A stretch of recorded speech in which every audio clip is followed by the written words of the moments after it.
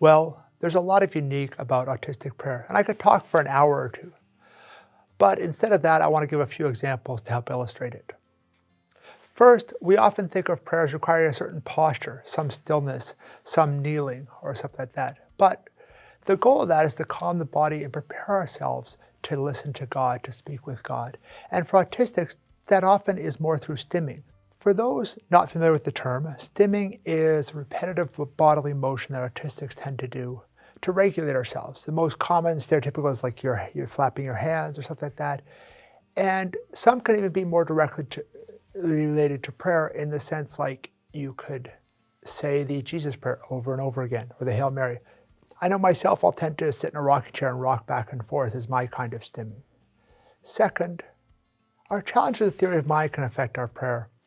Theory of mind refers to how we form an idea about what others are thinking through their body language, their words, and kind of remembering what they know versus what I know. A first level of prayer we all learn doesn't really need theory of mind. We learn the Our Father, we learn the Hail Mary.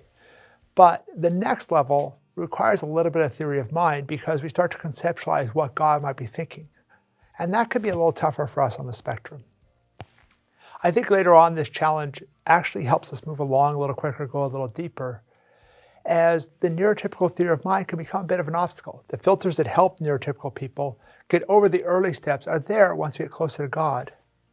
But at that stage, it can become an obstacle to a more intimate communication with Him.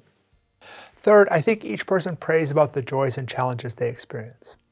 Obviously, autistic experience of the world gives us different joys and challenges than others. This leads to different topics in prayer. It also leads to differences in how we experience God. God adapts Himself to each culture so His message can be transmitted to them. Thus, we have enculturated images of Jesus. We know that Jesus probably looked like a first century Palestinian, but if I go to Africa, they might have Him painted as an African, and if we go to Ireland, painted as an Irishman. And when my Mexican friend prays, he might get God's speaking to him in Spanish, whereas I get His voice in English. Likewise, Jesus adapts to our neurology. So He speaks to an autistic person adapted to being autistic. He speaks to me in a more little and direct manner that autistics more naturally speak over an elevated, flowery, poetic language that we can easily misunderstand.